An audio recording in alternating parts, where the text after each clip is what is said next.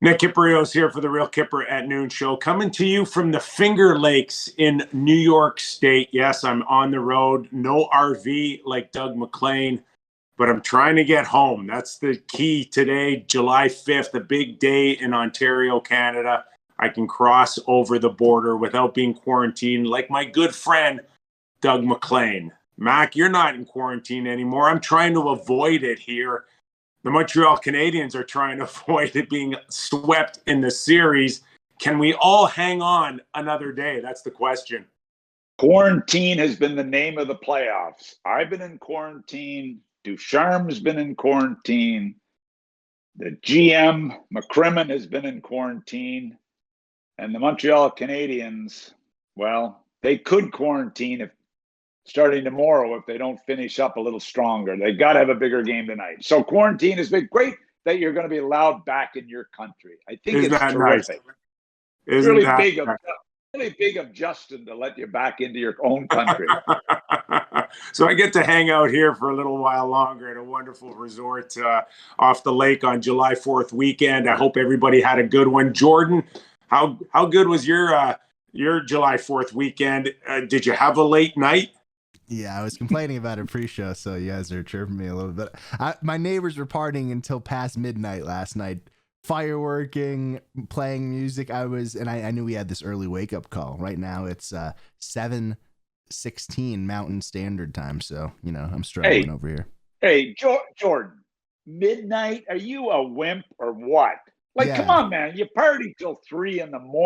before it bothers you. I'm on a 3-hour difference than you, big guy over there. You're in Atlanta. I'm 2 time zones over. When we set a call time for 7 a.m. Mountain Time, yeah, I'm getting to bed pretty early. I can promise you that.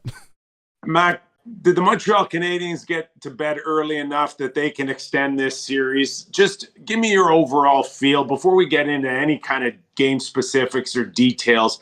Give me your overall feel. I really feel the Montreal Canadiens have to win a game here just to save face. They've built so much stock in the first 3 rounds. Kind of get the feeling it gets pissed away on a sweep. What are your thoughts? I'm giving you shit here right now. I'm giving you nothing because I'm 0 for 3 in this series. I was 3-0 in the last series when it mattered, and I'm 0-3 in this series. These guys have let me down big time. Now, with that said, Tampa Bay have been just too good. I mean, just too good in every – their power play is only 2 for 7, but they've been too good in every area of the game, starting from the net out. And what do you say? They've been exceptional. Montreal – yeah, there's been big mistakes, but I just I'm hoping they can win tonight and extend it just to save face. But I'll tell you what, it's a monumental mountain to climb against this hockey team. They're hitting on all cylinders. It's just not the Montreal Canadiens, the organization, the fans. This has not been a very good Stanley Cup final for the National Hockey League, for, I think, ratings, all of it, Mac. Again, it's set up for failure. An 18th seeded team making the playoffs. I'm not writing them off just yet, but it's playing out, Mac, the way we thought it was going to play out for Montreal just a month and a half later. It speaks volumes to how good they've been and how perfect they've been. But is it just the reality setting in that this team was playing on house money from game 1 against the Leafs? Well, you said it the other day prior to the series, and I never thought a lot of it, but I've been, as you watch each game, you're wondering what have they got left in the tank. I experienced this in the Stanley Cup Finals, where we won a game 7 in Pittsburgh, and that night we were on a flight to Colorado to start the series. So we win. We're on a plane that night, and we're flying west to Colorado with time change. Now, Montreal, no time change, but tough emotional series coming off of. I know Tampa did the same, but maybe they've run out of a little bit of juice. And you talked about that. Can this big 4 bring it again? Can veteran Carey Price bring it again? Can the kids bring it again? There was a lot of questions. I had hoped that, you look at the way they played prior defensively, I thought they could give them a go, but to be quite honest, it hasn't been close. It hasn't been close. Is this really a mirror image of 1996 with you, the Panthers, going up against Joe Sakic and the likes of Patrick Roy? Do you see similarities? I do, and I mean the first game out there, it was a reasonably close game. The second game, we had nothing in the tank, and we got trounced, I believe, 7-1. We come back to Florida, and we lose a one-goal game, either 3-2, 4-3. I don't remember what it was. Patrick Roy stood on his head every game. And then we lost game 4 at home, 1-0 in triple overtime. And it was a battle. I mean, the goaltender, 75 shots, 75 saves by Roy, 70 saves by Van Beesbrook. So it was an amazing battle, but we weren't good enough. They had too much firepower all the way around, and Patrick Roy was on his game. Beezer was too, but they just had too much firepower for us. I liken it maybe a little more to when Detroit had sweeps over Jersey, and was it 97 and 98, where they swept Jersey in one series, and I believe it was Philly in another series, 4-0 sweeps. Maybe it was a little more like the powerful Detroit Red Wings starting to really get it going. I would say it's more like that series than our series. So what stands out the most for you in this series? For me personally, Mac, it really comes down to listening to Carey Price say that I need to be better. And the fact that he's given up as many goals in this series as he basically has, what it feels like in the first 3 rounds. He needs to be better than the guy across from him, and clearly he's not. He is a distant second best goaltender in this series. And I agree with that. He's done so much. He's carried them this far. He was a difference maker in every series, so it's tough to criticize him. But what bothered me more than the goals he's given up is when they've given up goals. They come out in game 3, a must win at home, excitement, and it's 2-0 before I could even get my goddamn bowl of ice cream. It's 2-0. I mean, so then they battle back and make it 2-1, then it's 4-1. So it's the game prior with, the end of the period. It's a battle, and they give up the Coleman goal on a great play in the dying seconds of the second. It's the timing of when they've made big mistakes. And you'll look at it, and I'm looking at Laukkanen not getting the puck out. He's been one of their best defensive guys, doesn't get the puck out.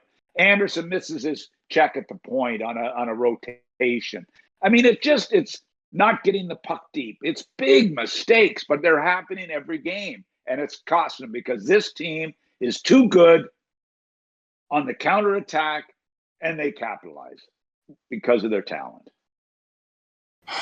Ducharme talked about not going away quietly, making changes, either with his lineup, with his lines, defensive pairs.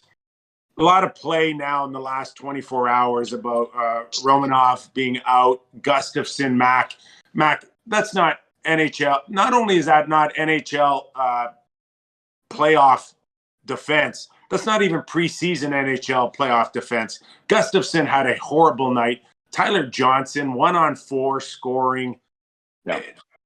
Like, I don't understand Romanov out, Mac. When you talk about the experience that a Kotkaniemi's getting in a Suzuki, why wouldn't you want this kid on your blue line absorbing all of this experience moving forward? Why sit him out?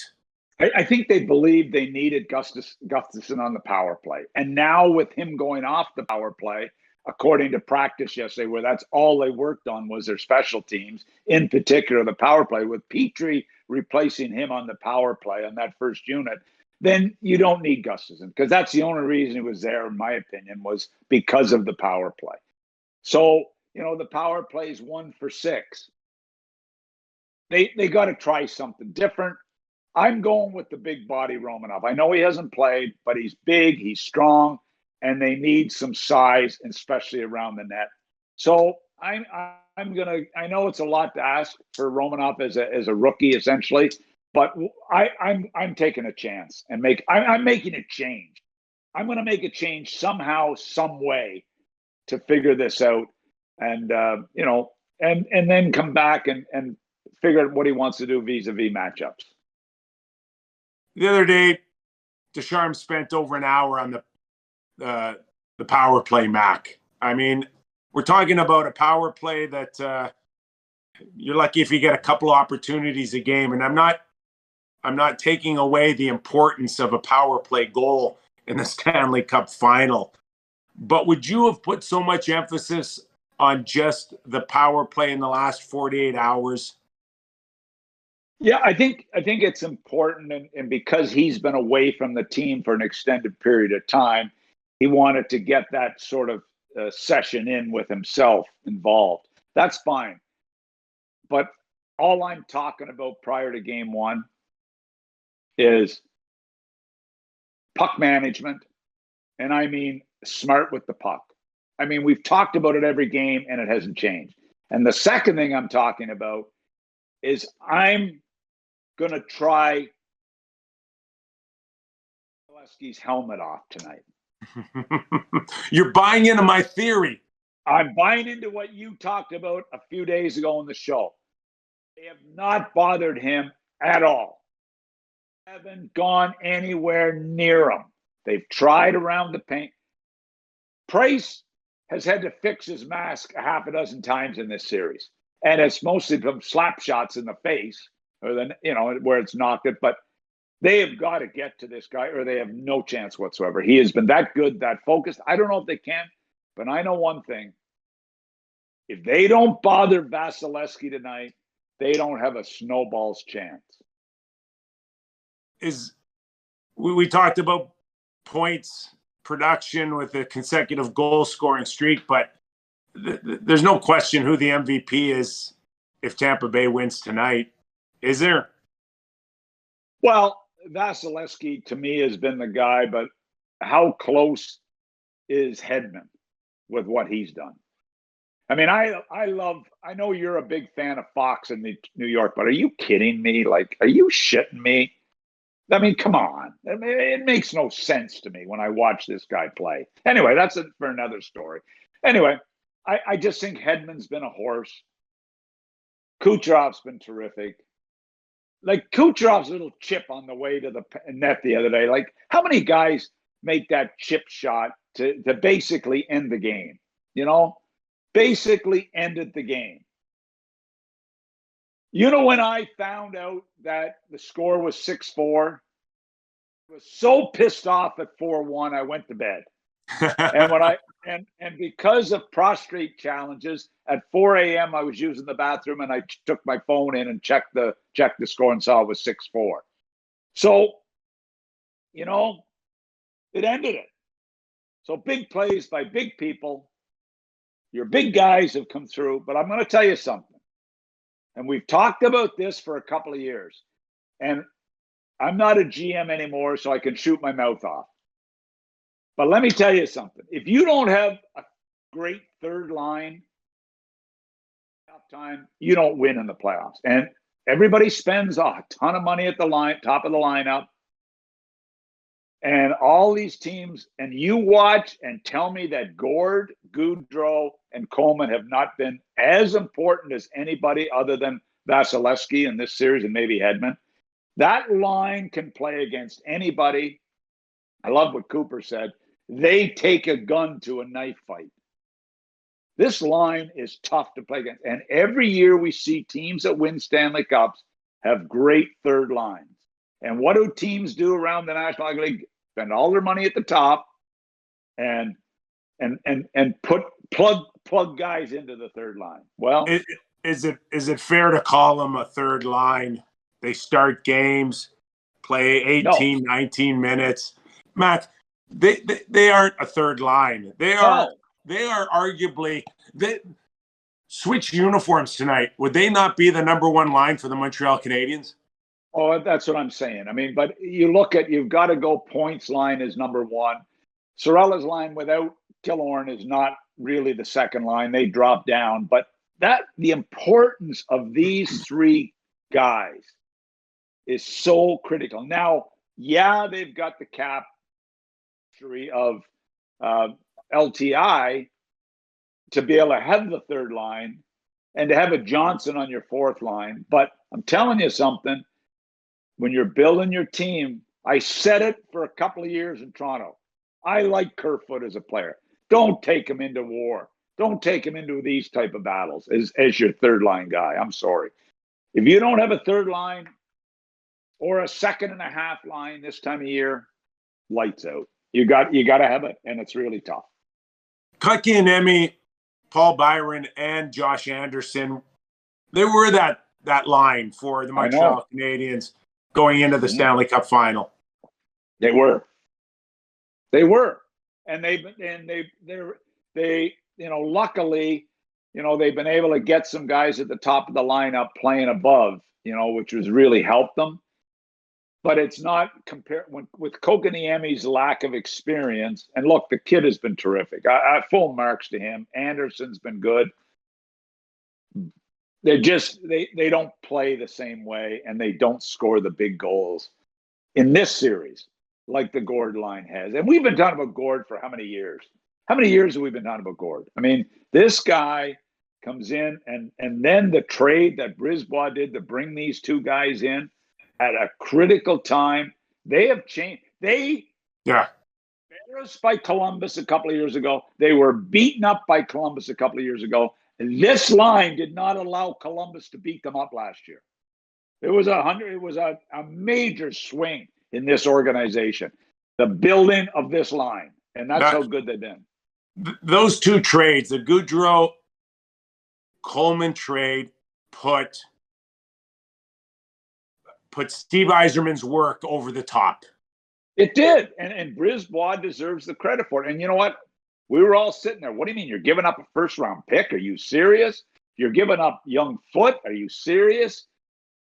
And all of a sudden, he's going to win 2 Stanley Cups in all likelihood. And this line has been a difference maker. Gord was able to move to center from the wing. They can play against everybody. They bring a physicalness. They bring speed. They bring scoring ability. They bring a checking element. Third lines are so important. And you're right. They're not really a third line, but they got 2 second lines then, which is pretty good. For sure. You know how disappointing these finals have been for the National Hockey League? You actually have the mayor of Tampa Bay cheering for Montreal in Game 4. She has publicly stated she wants Montreal to win so that Tampa Bay Lightning can win the Stanley Cup in Game 5 at home. Mac, that's just not right. Well, if they pull off the miraculous miracle and come back and win, she is out of. They will be throwing her off the boat instead of the Stanley Cup. You know how Brady threw the cup? Throwing her off one of the boats and keeping the Stanley Cup on the boat. So she better hope they don't come back here. What are your thoughts tonight? I can't give Montreal a game other than hoping that it extends, and I'd love for it to extend. I'd love the interest to come back, but everybody's writing them off, and with good reason. The lineup's not clearly as deep as Tampa Bay's. It's playing out the way it should have probably played out even earlier for Montreal, but give them full credit because the game's not played on paper. But this is paper plus the game on the ice. Jill, put a bottle of red in the wine fridge there to start cooling it off. Hey. Because I'm going to start drinking at the start of the game tonight. I'm not worrying about analysis. I've given up. I'm going to start drinking right off the hop. So I'm not even worrying about it tonight. Is that before or after the ice cream? Well, I just have ice cream. Reason I have ice cream at night is that stops me from drinking anymore. It's a drink stopper is what ice cream is. Okay, so let me explain this to our listeners and our viewers. Matt thinks it's over. Tampa Bay's going to win tonight, but he's really hoping Montreal wins. That's what you're telling me. That's what I'm telling you. That's exactly what I'm telling you. And you know what? It's gotta be all the little things. They've made 10 mistakes in this series, and every one of them has ended up in their net. Whether like just the play the other night with the icing, and they get the number one line, out against the other line, 1-0. Just little things like sharpness on the bench. And I really enjoyed listening to McDonough talk about Cooper. No, he's not an X and O guy. He can be, but he's not an X. He's a philosopher. He sets the tone. It's about being in the now. It's not the X and O. The X and O's are not going to be the difference with the Tampa Bay Lightning. They've got too much talent that the X and O's aren't going to be. They play a solid game, but it's the mindset. And they got the mindset of a winner right now. And Montreal, unfortunately for them, it's not there. There's no question that Cooper he can manage a lineup. And we know there's some egos there for sure. Yeah. But the last few years, he has managed a lineup. And I totally agree with McDonough's assessment that this is all about managing your roster, and it's not the X's and O's. You know what? They got beat by Columbus, and he was getting ripped. His job was on the line after Columbus beat them 4 straight. So what happened there? He made some adjustments with the coaching staff, but the personnel made the difference. The personnel that were brought in made a difference against Columbus, in my opinion. And plus the maturing of Vasilevskiy. And we talk about Coleman. The GM with the Coleman, hey, let's talk Coleman, Goodrow, great acquisitions. But what about Maroon, okay? Who Cooper had playing junior in St. Louis, if I believe, in the North American League. What about Savard? Talk about stepping up at the deadline and getting Savard just to give them a little more depth. The GM deserves a ton of credit here, man. A ton of credit. Even what the pickup of McDonough from the New York Rangers, Mac. Right. Where was Hedman's game before McDonough, and where did it go after McDonough? And you know what? I talked to a guy in Tampa a month ago, and he told me that nobody can undervalue the importance of McDonough to this hockey team. What he brings from a leadership perspective, what he brings from a professionalism of his game, what it takes to be a winner. This guy has set the tone, let me tell you. I remember in Columbus, my last year in Columbus, our big decision at the draft, and I was fired before the draft, but our big decision was McDonough or Voracek. That was the call that Don Boyd had to make at the draft table. McDonough or Voracek. Columbus went Voracek. Turned out to be a great pick, although they traded him for nothing. But anyway, Carter, I shouldn't say nothing, but he just didn't want to be there. But anyway, that was the decision. That's how much McDonough was thought of in those days. University of Wisconsin. And he has lived up to his expectations, let me tell you. Well, we'll see what happens tonight, Mac. We could be looking at a season in review on Wednesday's show. I'm not going to get ahead of myself, but we'll see what happens tonight. Let's hope not. Let's hope we're cheering for Montreal. We're cheering for Montreal. I'm not ready to end the season tonight. Knowing the province of Quebec, they will probably come out with an announcement today that if Montreal win and they bring it back to Montreal, they'll let 8,000 in the building next time, because they're letting you over the border. They They've got to allow at least 8,000 in the building. So that means they only have 22,000 outside the building, nose to nose. Wanted to get your thoughts before I let you go, Mac, and we're going to wrap this up, get everybody ready for Game 4. But just your thoughts on a guy like Duncan Keith. We talk about some of the best teams in the last 10 years. Chicago, certainly one of them, but they've got to get Duncan Keith's salary off the books next year. Edmonton seems to be a logical choice. They've got some interest. Can he still play 20 minutes for Connor McDavid, Mac? Can he still be an impact player, or is that just asking too much?